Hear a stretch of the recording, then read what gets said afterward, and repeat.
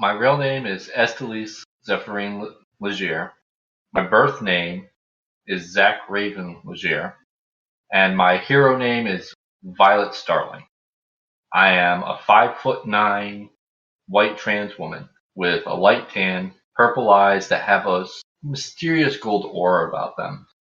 She has long, dark brown hair, and she has royal purple streaks through them. Her face is narrow and triangular, and is complemented by an outlandish black top hat, garnished with lenses and gears, and it has a purple ribbon around it.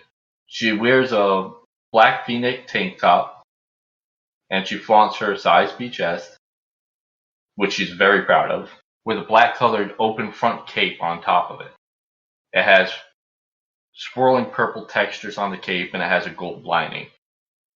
On her legs, she wears a black mini skirt, black tights with purple patches, and high-knee combat black boots. On her back, she carries a small bag that sits squarely in the center of her shoulder blades, and she wears studded earrings that are black like onyx. And if you peer into them, you can kind of see a sparkle that looks like the Milky Way in them. And it seems to have some sort of a function. My abilities are anti-grav pack, which is the small backpack that provides flight and storage. The storage is kind of a compressed space. Of course, you can't put living stuff in there. And then I have a wearable ultra processor. The wearable ultra processor is a scanner that scans the abilities and copies them. So you're playing the Nomad. I want to point out your other abilities are, you do have tremendous knowledge, experience, and haphazard on the job training. You grew up used to being in really dangerous spots. So you're also just really good at that. So who took you from Earth when you were younger?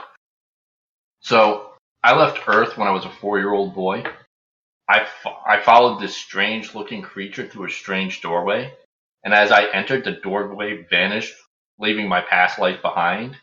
And by the time the doorway vanished and the strange creature realized what happened, it was already too late. His rift generator was busted, and it could only make undetermined leaps.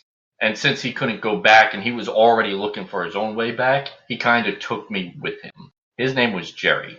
Jerry was a lizard man, looked like a lizard man, and but he had wings and glowing eyes, and he called himself Draken. And apparently he came from a world called Nutchen. I traveled with Jerry for about 3 years, jumping from location to location, and the experience was really stimulating. And after about 3 years, we found his home world.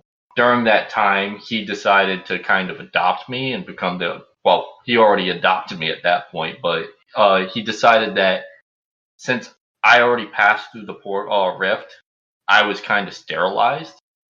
And what that means is the rifts, when they sterilize you, is that they prevent diseases and stuff from going through, so that you can't really affect the environments of another world. Mm-hmm.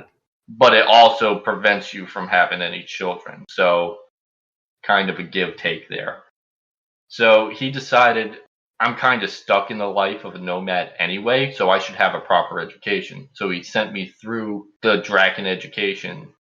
Around the age of 15, I became an adult. To become an adult through the Draken tradition, you have to choose your gender after you've received all your education. And for the most part, Drakens are viewed as genderless until they reach adulthood, where they choose their gender. And that's when I chose to be a woman, and I became, and I changed my name to Estelise. What brought you back to stay for now? So what brought me back was I was jumping around randomly through the rifts, and I discovered a frequency that seemed somewhat familiar to when I was younger. Like, I've been on this frequency before, but not in this time period or this era. So I decided to take a look and jump in, and I was like, oh, okay, what's this world got to offer me? And I kind of just stumbled my way here. And when I stumbled my way there, I found this posh group of teens that I found quite interesting for the moment. And I decided, yeah, I'll stick around for a minute to see what kind of shenanigans that us as a group can get into, and hopefully it would provide me some good entertainment.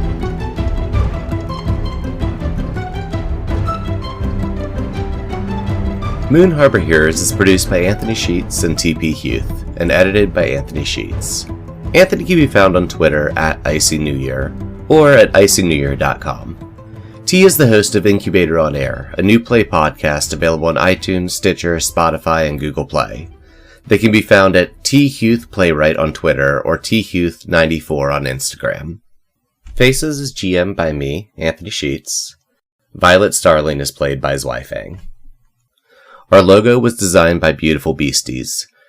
She can be found on Instagram at beastly.doodles or at patreon.com/beautifulbeasties. The music in this issue is Black Vortex by Kevin MacLeod. A link to his website and the license will be in the show notes. If you want to get a hold of us, email us at moonharborheroes@gmail.com or find us on Twitter at moonharborcast. We're also on Instagram at moonharborheroes. If you enjoyed this issue, please leave us a review on iTunes and tell a friend. Word of mouth and 5-star reviews are really the best way for us to keep bringing these stories to more people. And thanks for helping us save the world. We'll see you next issue.